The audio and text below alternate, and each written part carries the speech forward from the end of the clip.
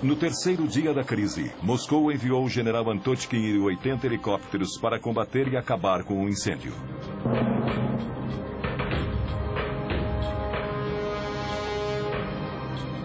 Quando chegou, o general sobrevoou o reator em ruínas a 200 metros de altitude.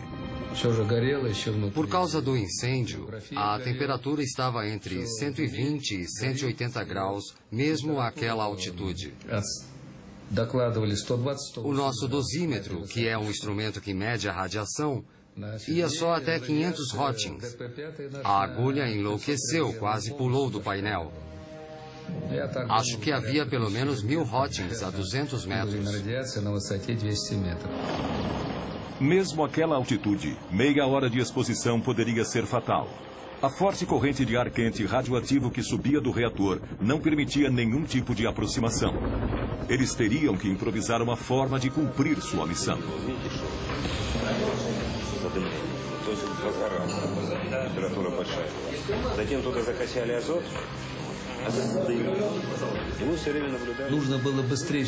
Algo tinha que ser feito o mais rápido possível. Tínhamos que apagar o incêndio e selar o reator para podermos nos aproximar e fazer outros trabalhos, além de impedir que a poeira radioativa se espalhasse ainda mais, coisa que o vento já estava fazendo. Tínhamos que agir rapidamente. Era o começo de uma operação gigantesca. Pilotos foram requisitados às pressas e abandonaram o fronte no Afeganistão. Os soldados tinham que jogar sacos de areia de 80 quilos sobre o fogo, usando apenas as mãos. Eles esperavam abafar o incêndio, enchendo o reator com toneladas de areia e ácido bórico, que ajuda a neutralizar a radiação. No primeiro dia foram 110 sobrevoos, no dia seguinte 300. O nível de radiação sobre o reator estava acima de 3.500 röntgens, quase 9 vezes mais alto que o nível letal. Alguns pilotos fizeram 33 voos num só dia. Cada vez que sobrevoavam, eles recebiam 5 ou 6 röntgens. Se fossem devagar, a taxa era ainda maior. Após jogarem 6, 7, 8 sacos, ficavam encharcados de suor por causa do calor. Depois de algumas missões, meus soldados iam se lavar e comer, mas logo começavam a vomitar.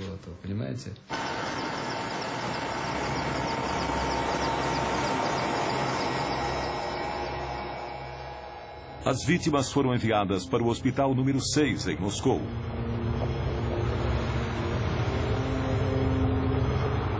Era o único hospital no país especializado no tratamento de doenças e problemas causados pela exposição à radiação.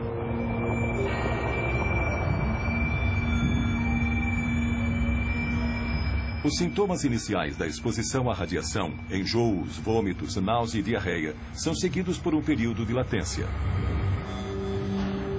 Só bem mais tarde, os piores sintomas aparecem, como a deterioração da medula óssea e o aparecimento de queimaduras horríveis, que destroem todos os tecidos. Para nós do hospital era muito difícil ver os pacientes psicologicamente falando. Eles vinham direto do aeroporto e quase todos eram muito jovens. Eles chegavam durante o período de latência e, por isso, geralmente chegavam se sentindo bem. Nós os vestíamos todos iguais, com o mesmo tipo de pijama. Eles chegavam brincando, mas nós já sabíamos que muitos deles iam morrer. 27 morreram bem depressa.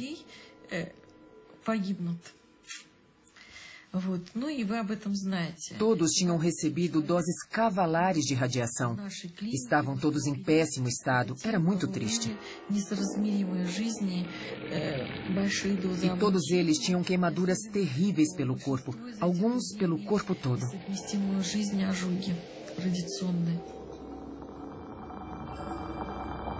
Durante 15 anos, as autoridades reconheceram apenas esses primeiros casos como vítimas de Chernobyl.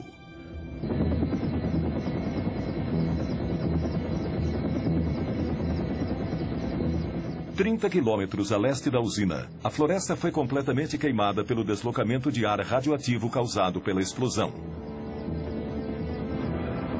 Mas a área do desastre já tinha se espalhado muito mais. Desde a explosão, as partículas radioativas levadas pelas nuvens começaram a cair como a chuva. Muitas regiões em várias partes da Ucrânia, Bielorrússia e Rússia foram contaminadas. No dia 1º de maio, o vento mudou e também contaminou algumas áreas em Kiev, como mostra um mapa desenhado a partir das leituras feitas pelos homens do coronel Grebeniuk. As áreas mais contaminadas aparecem em vermelho, cercadas pelas áreas onde o nível de radiação era normal. Mas a população ainda não havia sido avisada. Houve apenas um relato, um minúsculo artigo de rodapé na página 3 do Pravda, que minimizava a gravidade do acidente e dizia que o perigo já tinha passado. A situação era crítica, mas eles agiam como se nada estivesse acontecendo. Seguiram com as comemorações do 1º de maio. Era como se o país se recusasse a reconhecer a situação. Foi a segunda fase do grande desastre de Chernobyl. 6 dias depois do acidente, apesar dos níveis de radiação milhares de vezes mais altos que o normal, as autoridades incentivavam as pessoas a participar do 1º de maio, mesmo onde se sabia que a contaminação era grave. Em 1986, assisti às comemorações do 1º de maio. Eu estava lá, testemunhei. Era a Parada dos Mortos.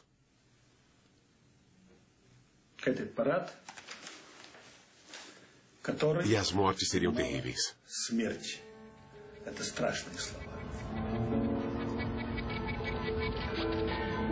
Estranhamente, todos os registros do 1º de maio de 1986 desapareceram do Arquivo Nacional da Ucrânia.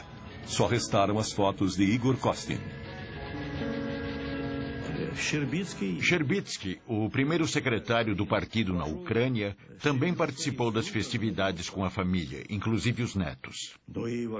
Claro que era muito importante para nós evitar o pânico.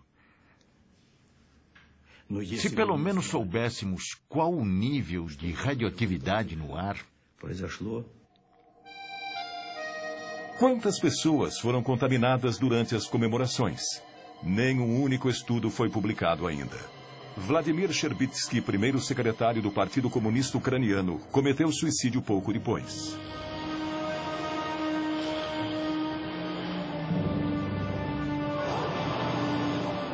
Uma semana após a explosão, o êxodo continuava. Os moradores de Chernobyl, a 7 quilômetros da usina, foram retirados, assim como todos os habitantes das cidades num raio de 30 quilômetros ao redor da usina. 130 mil pessoas tiveram que se mudar, e muitas já estavam contaminadas.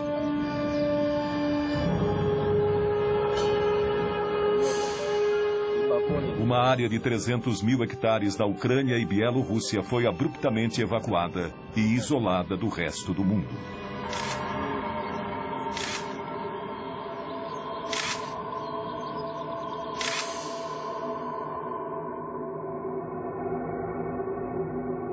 Uma vasta região dizimada.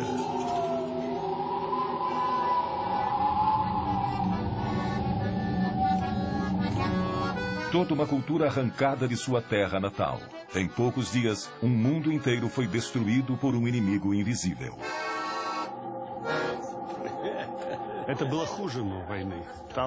Foi pior do que a guerra. Porque você não via o inimigo. Na guerra, você vê os canhões, as metralhadoras, os tanques. Aqui não se via nada.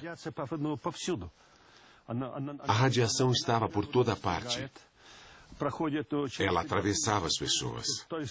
Ela ataca e só depois você começa a sentir seus efeitos. Às vezes, anos mais tarde. É assustador.